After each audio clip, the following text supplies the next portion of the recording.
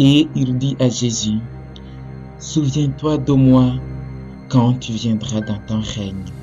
Jésus lui répondit, je te le dis en vérité, aujourd'hui tu seras avec moi dans le paradis.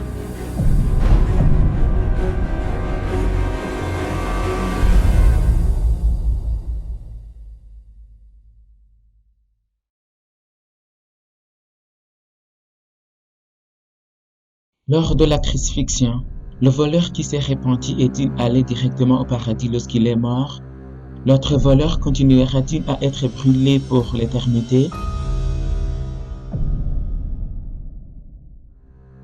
Malheureusement, les gens ne prennent pas au sérieux Apocalypse 22, verset 18. Je le déclare à quiconque entend les paroles de la prophétie de ce livre.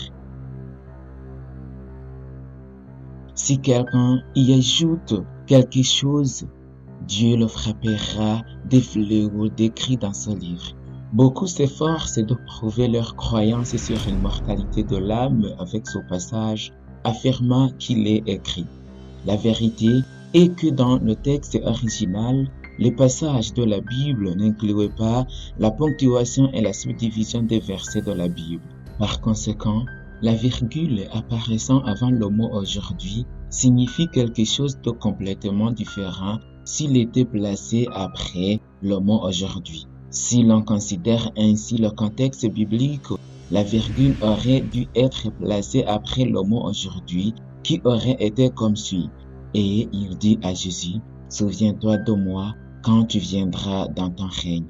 Jésus lui répondit, je te le dis en vérité aujourd'hui, tu seras avec moi dans le paradis. En d'autres termes, en disant, en vérité je te le dis aujourd'hui, tu seras avec moi au paradis. Jésus a promis au voleur qu'il serait au paradis, mais ne lui a pas dit l'heure ni quand il irait. À cause de cette erreur, beaucoup de gens supposent que parce que la virgule a été placée par les traducteurs avant le mot aujourd'hui, que le voleur devrait être au ciel ce même jour. De même, nulle part dans les Écritures, nous ne trouvons que Jésus irait au paradis juste après sa mort. Mais nous trouvons des références qui indiquent qu'il irait au Père. En vérité, je vous le dis, celui qui croit en moi fera aussi les œuvres que je fais et il en fera de plus grandes parce que je m'en vais au Père. Christ est allé vers le Père le troisième jour après sa mort, juste après sa résurrection.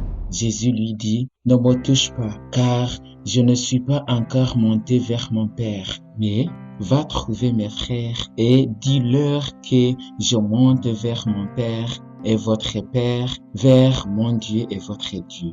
Par conséquent, comment le Christ a-t-il pu promettre au voleur repenti qu'il serait avec lui au paradis ce même jour, s'il n'était pas lui-même encore allé vers le Père le troisième jour après sa mort? Job a dit, mais l'homme meurt et il perd sa force. L'homme expire et où est-il? La Bible nous enseigne que les personnes qui meurent, quel que soit leur comportement, vont au même endroit. Tout arrive également à tous, même sort pour le juste et pour le méchant, pour celui qui est bon et pur et pour celui qui est impur, pour celui qui sacrifie et pour celui qui ne sacrifie pas. Il en est du bon, du pécheur, de celui qui jure comme de celui qui craint de jurer. Ceci est un mal parmi tout ce qui se fait sous le soleil, ce qu'il y a pour tous un même sort. Aussi, le cœur des fils de l'homme est-il plein de méchanceté et la folie est dans leur cœur pendant leur vie. Après quoi ils vont chez les morts. C'est à Sheol, Hadès ou sépulcre. Là, dans le tombeau, ils attendent la résurrection. Ils ne sont pas immortels. À propos de notre roi des rois et Seigneur des seigneurs, Paul a écrit qui seul possède l'immortalité, qui habite une lumière inaccessible, que nul homme n'a vu ni ne peut voir.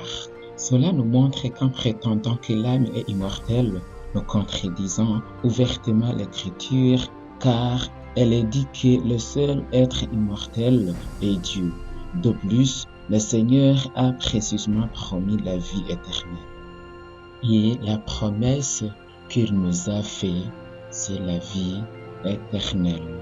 Par conséquent, l'homme doit s'efforcer d'atteindre cette vie éternelle. Paul a dit qu'il rendra à chacun selon ses œuvres, réservant la vie éternelle à ceux qui, par la persévérance à bien faire, cherchent l'honneur, la gloire et l'immortalité.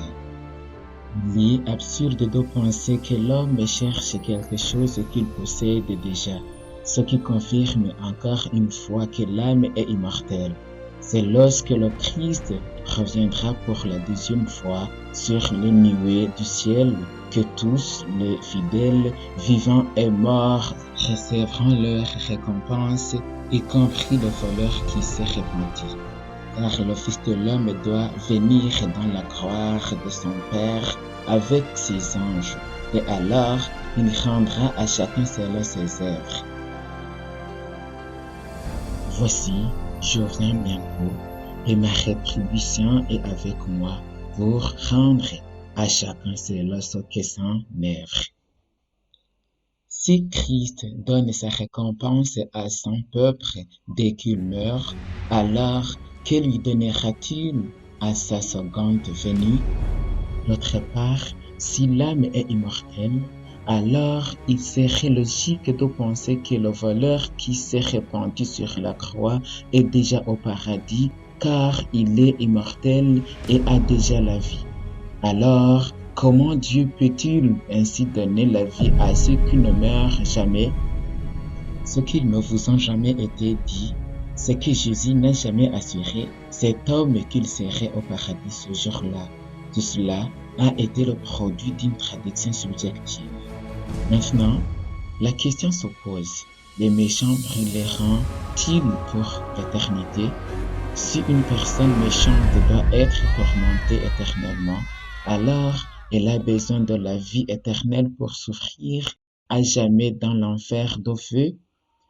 Reprenons notre premier cas et supposons que le voleur repentant soit allé au paradis, ce qui, comme nous l'avons déjà dit, est en contradiction avec la Bible. Mais qu'en est-il de l'autre voleur qui ne s'est pas repenti? Où est-il allé? La réponse la plus populaire est en enfer.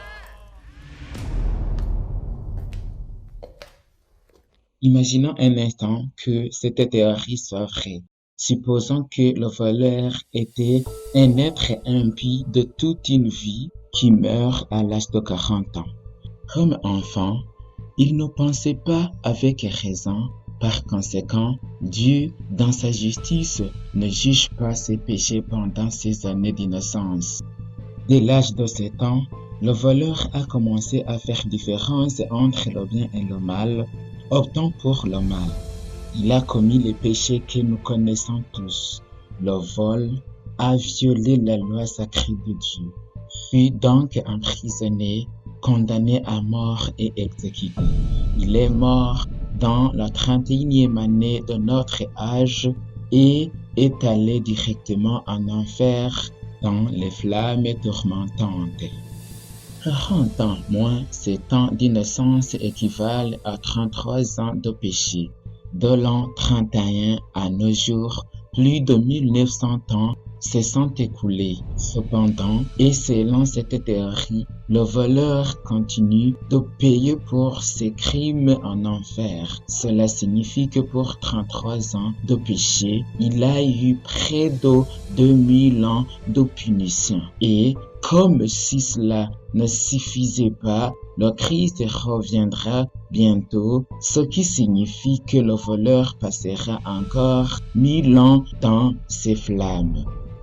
Le voleur passerait 3000 souffrances sans pitié pour ensuite être rejeté dans les tangs de feu où il serait pour l'éternité.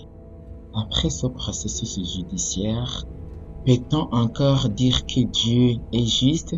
Pas même un tribunal humain est corrompu ne commet une telle injustice. Par conséquent, puisque c'est une fausse théorie, l'Écriture nous montre que la récompense sera donnée après la résurrection.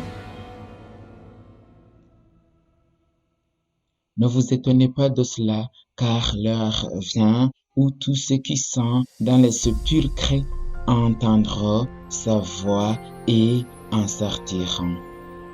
Si l'enfer est réel, alors comment Dieu peut-il être moral et juste s'il fait brûler tout le monde au même endroit pendant toute l'éternité à ceux qui n'ont commis que quelques péchés ainsi qu'à ceux qui en ont commis beaucoup? Où est l'équité de Dieu? Comme c'est merveilleux de savoir que nous avons un Dieu juste qui a dit: que méditez-vous contre l'Éternel? C'est celui qui détruit. La détresse ne paraîtra pas deux fois. Le prophète Sophonie précise que, par le fait de sa jalousie, tout le pays sera consumé, car il détruira soudain tous les habitants du pays. De même, le prophète Abdias au verset 16 a souligné « Et elles seront comme si elles n'avaient jamais été ». C'est aussi comment le prophète Malachie le décrit « Car voici, le jour vient ardent comme une fournaise. Tous les hautains et tous les méchants seront comme du chaume. Le jour qui vient les embarrassera, dit l'Éternel des armées. Il ne leur laissera ni racine ni rameau. Mais pour vous qui craignez mon nom, se lèvera le soleil de la justice et la guérison sera sous ses ailes.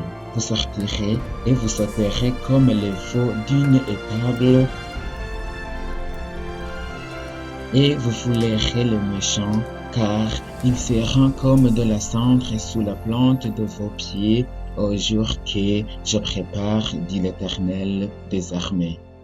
Pour de nombreux prédicateurs, la doctrine est un lieu où les pécheurs immortels sont éternellement tordus entre des flammes infernales est nécessaire pour convaincre les gens. Jonathan Edwards était le principal philosophe et théologien du puritanisme anglo-américain. Lorsqu'il prêchait et écrivait sur l'enfer, il laissait libre cours à son imagination, comme en témoigne son sermon le plus célèbre intitulé « Les pécheurs aux mains d'un Dieu en colère ».